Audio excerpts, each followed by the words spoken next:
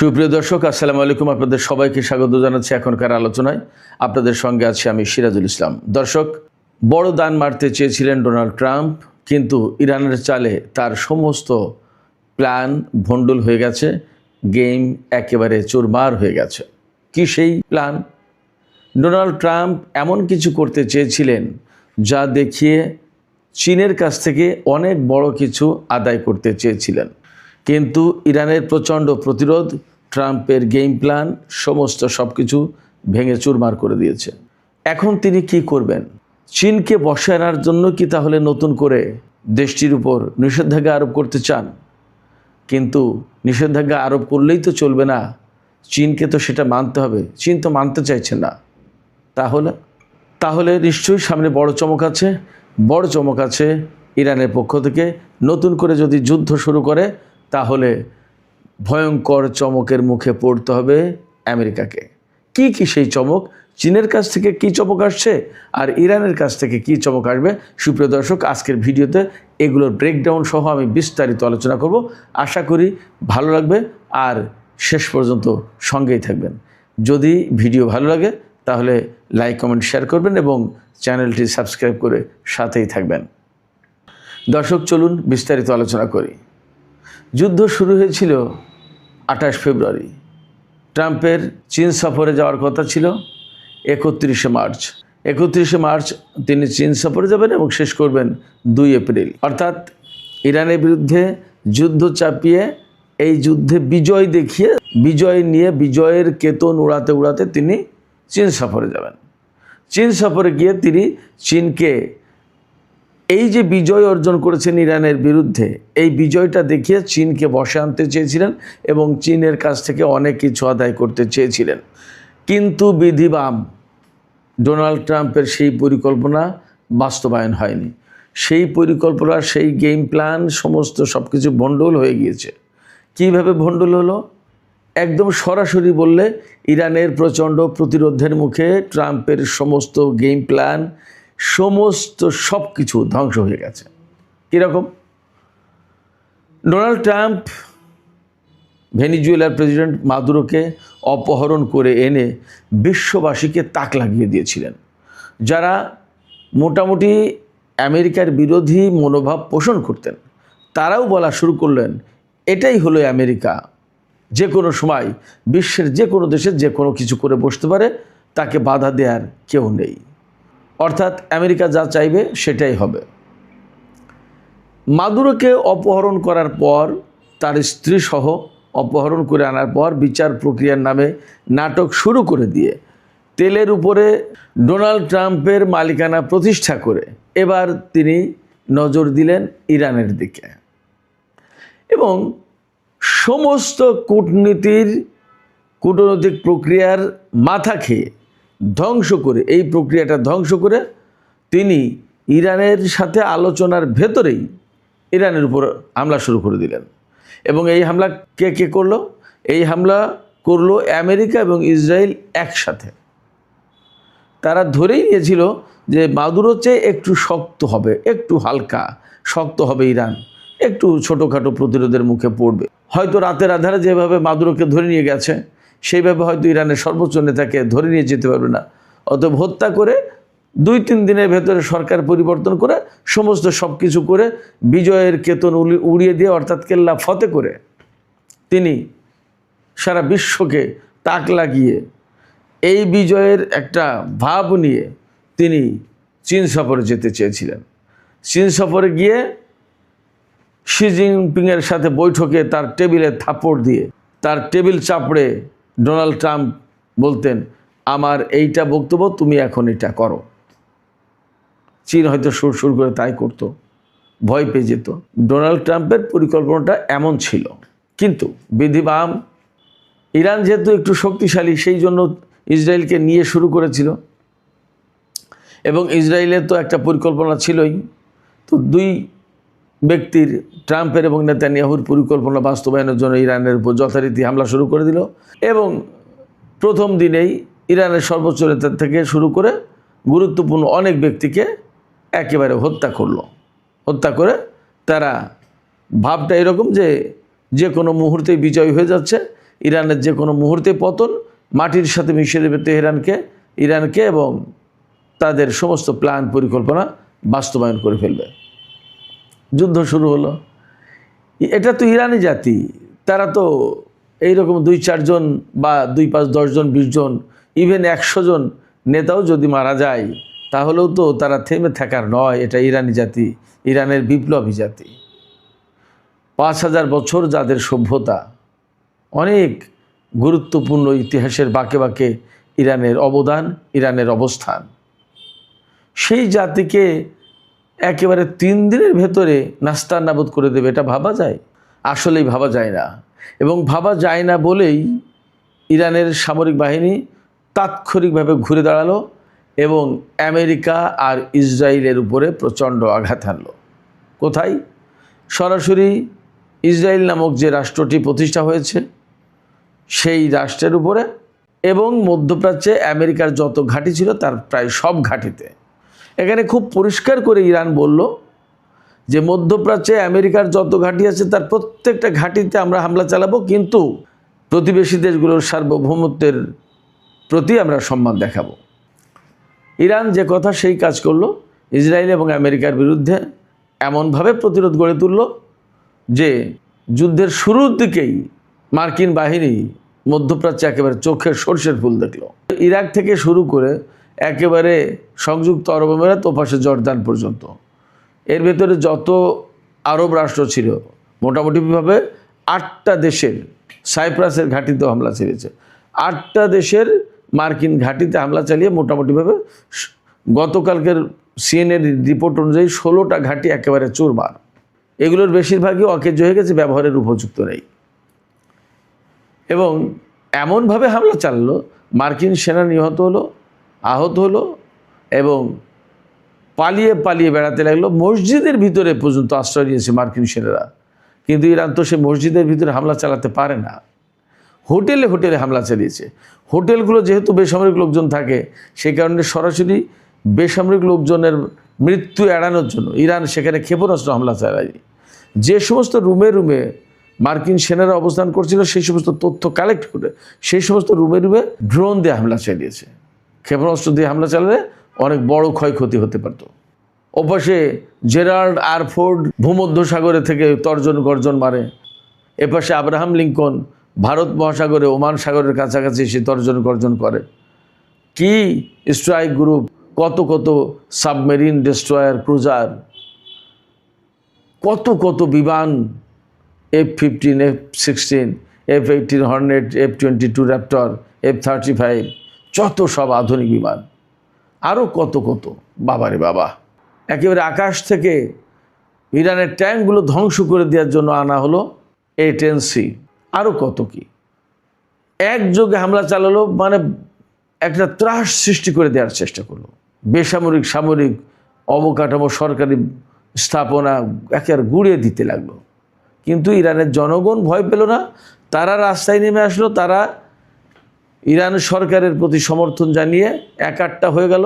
প্রতিদিন রাতে, প্রতিদিন দিনের সমাবেশ, মিছিল, সরকারের প্রতি সমর্থন জানিয়ে 3 কোটির বেশি মানুষ নাম লেখালো যুদ্ধের জন্য। এবং সর্বোচ্চ নেতা থেকে শুরু করে ইরান সরকারের সমস্ত কর্তা ব্যক্তিদের প্রতি অকুণ্ঠ সমর্থন জানালো কোটি কোটি জনতা। তাতে দাঁড়ালো মার্কিন বাহিনী এবং ইসরায়েলি বাহিনীর পরিকল্পনা সমস্ত সব কিছু ধ্বংস হয়ে গেল। তারা প্রচণ্ড প্রতিরোধের মুখে পড়ল, তাদের অনেক সেনাকে হারালো। তারা যে সমস্ত লক্ষ্য ঠিক করেছিল তার একটা লক্ষ্যও অর্জন হলো না। ইস্পাহানে হামলা চালাতে গিয়ে তো এক মহা কেলেঙ্কারির ভেতরে পড়ে গেল। এইরকম ভয়াবহ প্রতিরোধের মুখে যখন ডোনাল্ড ট্রাম্প পড়ল, তখন ডোনাল্ড ট্রাম্প অল্প কয়েকদিনের পরেই গিয়ে শুরু করলো যুদ্ধবিরতি, যুদ্ধবিরতি, আমি যুদ্ধবিরতি চাই, আমি শান্তি চাই, আমি চুক্তি চাই। আমার সমস্ত লক্ষ্য অর্জন হয়ে গেছে। ইরানের বিমান বাহিনী ধ্বংস, ইরানের নৌবাহিনী ধ্বংস, ইরানের ক্ষেপণাস্ত্র প্রযুক্তি সমস্ত সব কিছু ধ্বংস। কিন্তু ইরানের জনগণ, সামরিক বাহিনী কিছুই মানল না। এবং সারা বিশ্ববাসী বুঝতে পারলো যে যতই ডোনাল্ড ট্রাম্প ধ্বংসের কথা বলে, ইরানের সামরিক শক্তি শেষের কথা বলে, একেবারে শেষ করে দিয়েছি বলে দাবি করে, ততই ইরান পাল্টা হামলা চালায়। যখন ট্রাম্প এই ঘোষণা দেয় তার চেয়ে বেশি জোরে হামলা চালায়, আরও বেশি 100তম হামলা চালালো ক্ষেপণাস্ত্র এবং ড্রোনের। ফলে ডোনাল্ড ট্রাম্পের সমস্ত দাবি মিথ্যা বলে প্রতিপন্ন হলো সারা বিশ্বের মানুষের কাছে, নিজের দেশের মানুষের কাছে তো বটেই। নিজের দেশের সামরিক বাহিনীর অফিসাররা বিদ্রোহ করে বসলো, তারা এই সমস্ত অযৌক্তিক এবং অন্যায় যুদ্ধ চালাতে চাইল না। বহু সংখ্যক সেনা কর্মকর্তাকে, শীর্ষ পর্যায়ের সেনা কর্মকর্তাকে বরখাস্ত করলো। যখন কোনোভাবেই কোনো কিছু হচ্ছে না, তখন পাকিস্তানের মাধ্যমে ইরানের স্বার্থ দেখে যে পাকিস্তান, ইরানের স্বার্থ দেখে পাকিস্তান আমেরিকায়, সেই পাকিস্তানের পেছনে লাগলো এবং তাদের মাধ্যমে অনেক চেষ্টা তদবির দেন দরবার চালিয়ে ইরানের সাথে যুদ্ধবিরতির আপাতত একটা ব্যবস্থা করলো। আমেরিকা চেয়েছিল যুদ্ধের ময়দানে যা করতে পারেনি, আলোচনা টেবিলে বসে সেই সমস্তগুলো অর্জন করবে। সেখানে দাবি জানালো পরমাণু কর্মসূচি থাকতে পারবে না, সমৃদ্ধ ইউরেনিয়াম দিয়ে দিতে হবে, ক্ষেপণাস্ত্র কর্মসূচি থাকতে পারবে না, চীনের কাছে তেল বেচা যাবে না, হরমুজ প্রণালী খুলে দিতে হবে, কত কত দাবি। সমস্ত সব কিছু নাকচ করে দিয়ে ইরান তাদের পাল্টা 10 দফা দাবি দিল এবং বলল শান্তির এবং যুদ্ধ অবসানের শর্ত এবং ভিত্তি হচ্ছে এই 10 দফা, এই 10টা শর্ত, এইগুলো মানলে শান্তি চুক্তি হবে, যুদ্ধের অবসান হবে, না মানলে যুদ্ধ। ইরানের এই শক্ত অবস্থানে আমেরিকার মাথা আরও ঘুরে গেল। ডোনাল্ড ট্রাম্পের আসল উদ্দেশ্য ছিল, পাকিস্তান হচ্ছে চীনের খুব গুরুত্বপূর্ণ বন্ধু এবং আঞ্চলিক মিত্র, কৌশলগত মিত্র, আবার ইরানের স্বার্থও দেখে। পাকিস্তানকে আস্থায় নিয়ে, পাকিস্তানকে মধ্যস্থতার জায়গায় খাড়া করে ডোনাল্ড ট্রাম্প চীনকে একটু ম্যানেজ করতে চেয়েছিল, কিন্তু আসলে ট্রাম্পের কোনো প্ল্যানই বাস্তবায়ন হলো না। চীন সমর্থন দিল, রাশিয়া সমর্থন দিল, ইরান শক্ত অবস্থানেই থাকলো, হরমুজ খুলল না, কোনো কিছুই হলো না। ফলে না যুদ্ধে কিছু করতে পারলো, না আলোচনার টেবিলে, বরং সারা বিশ্ব থেকে সমালোচনা উঠল ডোনাল্ড ট্রাম্পকে অপমানিত করছে ইরান এবং ইরানের IRGC। এখন যে কথা বলে তাকেই দেশদ্রোহী বলে, তাকেই, তার বিরুদ্ধে ব্যবস্থা নেয়। জার্মানি এই কথা বলেছে, জার্মান থেকে সেনা প্রত্যাহার করবে, স্পেন ইটালি থেকে সেনা প্রত্যাহার করবে, আরও অনেক কিছু। তার কোনো প্ল্যান বাস্তবায়ন হয়নি। যে বিজয় নিয়ে 3 দিনের ভেতরে যুদ্ধ ক্লোজ করে দিয়ে বিশাল বিজয় নিয়ে চীনের সফরে যেতে চেয়েছিলেন, সেই বিজয় তো হলোই না, বরং আমেরিকা নাকানি চুবানি খেল। এই নাকানি চুবানি খাওয়ার পর, অনেক সময় পেরিয়ে যাওয়ার পরেও ইরান কোনো কিছুতে রাজি হয়নি, ইরানকে কোনো কিছুতে কাবু করা যায়নি। নতুন করে যুদ্ধের ভয় দেখাচ্ছে, তাতেও ইরান ভয় পায়নি। এখন এর ভিতরে চীনকে একটু কাবু করার জন্য চীনের সফর কিন্তু আগামী 14 এবং 15ই মে ডোনাল্ড ট্রাম্প যাবে। আগে 3 দিনের সফর ছিল, এবার 2 দিনের সফর। সেই সফর পিছিয়ে দিয়ে 14 এবং 15 মে করেছে। আজকে তো মের 2 তারিখ। তো ডোনাল্ড ট্রাম্প চীনের সফরে যাবেন, তার আগে চীনের উপরে অনেক বেশি খবরদারি করার জন্য তিনি ঘোষণা দিলেন যে চীন যদি ইরানের কাছ থেকে তেল কেনে, তাহলে তার পণ্যের উপরে 100% ট্যারিফ দেওয়া হবে, শুল্ক আরোপ করা হবে। এবং এরই মধ্যে চীনের কয়েকটি কোম্পানি, প্রতিষ্ঠানের উপর নিষেধাজ্ঞা আরোপ করেছে। চীন সেই নিষেধাজ্ঞাকে একেবারে নাকচ করে দিয়েছে, বলছে যে এই নিষেধাজ্ঞা কোনো মতেই মানব না, এই নিষেধাজ্ঞার সাথে চীন সহযোগিতা করবে না। অর্থাৎ ডোনাল্ড ট্রাম্প ইরানকে বধ করে চীনে গিয়ে সুবিধা আদায় করতে চেয়েছিল, সেই সুবিধা আদায় করতে না পেরে এখন চীনের উপর নিষেধাজ্ঞা দিচ্ছে। চীন সেই নিষেধাজ্ঞা নাকচ করেছে এবং বলছে যে নো, আমেরিকার এই নিষেধাজ্ঞা তো মানবই না, বরং ইরানের সাথে তার, অর্থাৎ ইরানের সাথে চীনের ব্যবসা চলবে, এই ঘোষণা চীন দিয়েছে। শুধু তাই না, আরও পরিষ্কার করে বলেছে আমেরিকা যত যাই কিছু করুক না কেন, চীন তার সার্বভৌমত্ব রক্ষা করবে এবং মিত্রদের স্বার্থ রক্ষা করবে, তার মানে ইরানের স্বার্থ রক্ষা করবে। আমি সবসময় বলি, ইরানের স্বার্থ রক্ষা করার ভেতরেই চীনের কল্যাণ এবং রাশিয়ার কল্যাণ। ইরান নেই মানে রাশিয়া এবং চীনের কোনো অবস্থান থাকবে না মধ্যপ্রাচ্যে। এবং চীনের জ্বালানি সার্বভৌমত্ব, যেটা চীনের যে জ্বালানি স্বাধীনতা, যে জ্বালানি সরবরাহ নিশ্চিত, এইটা কোনোভাবেই থাকবে না। যার কারণে চীনকে যেভাবেই হোক না কেন ইরানকে টিকে রাখতেই হবে, অতএব তাকে সাপোর্ট দিতেই হবে। যাই হোক, এখন ডোনাল্ড ট্রাম্প যেভাবে চীনকে বর্ষে আনতে চেয়েছিল চাপাচাপি করে নিষেধাজ্ঞা দিয়ে, চীন সেটাও মানছে না। ফলে ডোনাল্ড ট্রাম্প যে সমস্ত প্ল্যান করে অনেক বড় অর্জনের চেষ্টা করতে চাইছিলেন চীনের কাছ থেকে, এবং চীন সফরে গিয়ে চীনের কাছ থেকে বড় কিছু চুক্তি তার নিজের সুবিধা মতো করতে চেয়েছিলেন, এগুলো আর মনে হয় হচ্ছে না। সমস্ত সব কিছুর পেছনে মূলত দায়ী হচ্ছে ইরান। কেন দায়ী? দায়ী এই কারণে বলছি, যদি ইরানকে হারাতে পারতো, ইরান হারতো, ইরান মাথা নত করতো, তাহলে আজকে ট্রাম্পের এই দুর্দশা হতো না, এই দুর্ভাগ্যজনক পরিস্থিতি হতো না। তার দেশের রাজনীতি শেষ, তার কূটনীতি শেষ, তার বিশ্ব অঙ্গনে প্রভাব প্রতিপত্তি শেষ, মধ্যপ্রাচ্যে তার অবস্থান শেষ, চীনের কাছ থেকে যে দান মারতে চেয়েছিল সেই দানও শেষ। আরও কি চমক দেখবেন আপনারা? আমেরিকা আরও কি চমক দেখবে? আমেরিকা আরও যা যা চমক দেখবে যদি যুদ্ধ শুরু করে, তাহলে ইরানের কাছ থেকে যে সমস্ত চমক দেখবে তা হচ্ছে এই: ইরান এখনও বিমান শক্তি সেই রকমভাবে ব্যবহার করেনি, হয়তো বিমান শক্তির চমক দেখবে। ইরান এমন কিছু টর্পেডো চীনের কাছ থেকে পেয়েছে এবং ইরানের নিজস্ব টর্পেডো যা আছে, যেটা হাইপারসনিক গতির মতো অবস্থা, এই সমস্ত টর্পেডো ঠেকানোর কোনো ব্যবস্থা আমেরিকার হাতে নেই। এইগুলো ব্যবহার করবে, তখন আমেরিকার জাহাজগুলো সব চূর্ণ বিচূর্ণ হয়ে যাবে হরমুজ প্রণালী এলাকায়, আরব সাগরে, ওমান সাগরে এবং ভারত মহাসাগরে। লোহিত সাগর এবং বাবাল বান্দেব প্রণালী এলাকায় যদি আমেরিকা কোনো কিছু করতে চায়, তাহলে সেখানে আর এক বিপর্যয়ের মুখে পড়বে। সেই বিপর্যয়ের পেছনে যারা থাকবে তারা হচ্ছে ইয়েমেনের হুতিরা এবং সোমালিয়ার লোকজন। ফলে আমেরিকা বাবাল বান্দেব প্রণালী, লোহিত সাগর, ভারত মহাসাগর, ওমান উপসাগর, আরব সাগর, হরমুজ প্রণালী, পারস্য উপসাগর, কোথাও ইরানের সাথে নৌযুদ্ধে খুব একটা সুবিধাজনক অবস্থায় যেতে পারবে না, সুবিধা করতে পারবে না। হরমুজ প্রণালীতে যে সমস্ত মাইন এবং টর্পেডো সেট করা রয়েছে, এগুলো ভেদ করে এগিয়ে যাওয়ার কোনো স্কোপ আমেরিকার সামনে নেই। তাহলে নতুন করে কি করবে?